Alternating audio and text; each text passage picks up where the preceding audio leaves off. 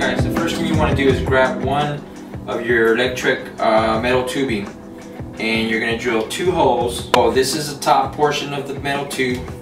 As you can see here, I've drilled the 1/4 inch hole here and put the 1/4 inch screw in or bolt, and this actually holds the quick release plate. On this other side, you're going to drill a 5/16 inch hole, and you're going to put a 5/16 inch screw or bolt through their hex bolt through here, and that actually goes into the top portion of the Traxxas 1651. Okay, once you have your quick release plate mounted, your Traxxas 61 inserted, now it's time to connect the 2 tubes by joining them with the coupler here. And that's really simple. You just hook them up together, tighten the 2 little screws here, bolts here, and then you got it. Okay. Now you're going to grab another of the couplers, and what you're going to do is you're going to take off one of these. You're going to take off one of the bolts that's inserted in there. You want to drill a hole that's going to run through here all the way across down, a 1/4 inch hole, because you're going to want to insert a long 1/4 inch hex bolt through there, and that's going to be used to hold your washers. And as you can see here, that's what I did. I've got the hole here, drilled the hole through here, put one of my bolts through, and all my washers. And then of course, you gotta have the nut to hold it, tighten it. Okay. Once you've got that there, and you're gonna go ahead and get your coupler inserted at the bottom end of the bottom tube, and just tighten that sucker up. So you're gonna tighten that sucker up, and then what's neat about this do-it-yourself Steadicam is that this part you can adjust, okay, the weights, the position of the weights. The reason I have mine adjusted in this particular fashion is because my camera, with my camera mounted, it tended to fall to the right. By having my weights in this position, it actually makes it easy to balance. Okay, so if I were to put the weights in the center, it does this, and of course if I shift them towards the right side, then the camera is going to completely fall to the right. So having them like this to the left actually helps me balance out the camera. You also want to take another coupler, same thing. Actually, this coupler, you're not going to drill any holes, or at least I didn't drill a hole. I did insert this coupler at the top end of the tube here, and I have approximately, I have 4 washers up here. The reason I had to add the washers up here is because I was getting some bottom heavy issues, which meant that as I was walking with the stabilizer, it would either start to sway front and back, and at times it would sway side to side. This right here corrected that. Another thing that I've added a large hex bolt here to the top end here of the release plate, and that actually helped me to balance the stabilizer even more, and as a result I have about a almost 2-second drop time. Now as far as hitting up the handle, you want to get your female PVC adapter.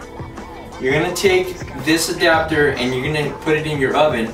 You're going to heat this sucker up for about, I don't know, about 3, 4, 5 minutes. Once it's hot, 200 degrees by the way. Once it's hot, you take out the coupler and you're going to insert your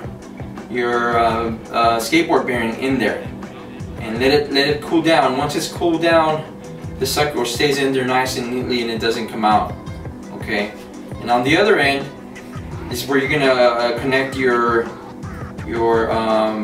small. This is like I don't know, 3 inches, 2.5 inch piece of PVC piping plastic, and you're gonna insert that sucker in there. Okay, and then of course you can do this like I did. I went ahead and put a piece of foam over it, and that makes it, you know, look a little bit better, and it's nice and soft.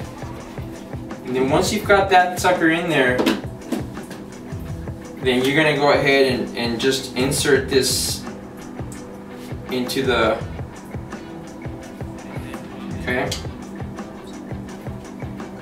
Now I suggest that you can either put some sort of a screw in there that can go through here and hold the handle. Otherwise the handle's gonna come off if you're not careful. I've never had any issues. I've done plenty of weddings with my Steadicam, and I have it, the handle's actually the same way here. So I've never had any problems with this sucker falling down, falling off, or anything like that. But the weight of the camera, it's actually held in there pretty good. So there you have it. I mean, I don't know how much else I can explain this. I mean, this is so basic. This is so easy to build. Only takes approximately 1 hour to put together. You know, if you have the drills, the drill bits, the drill, the screwdriver, you know, it's just a matter of driving down to Home Depot, grabbing, or your local hardware store, grabbing the parts. You know, drilling 1, 2, you know, 3 holes total. You know, mounting your quick release plate. And you don't have to have the quick release plate, but having this sucker really helps, because you can adjust your camera forward and backward.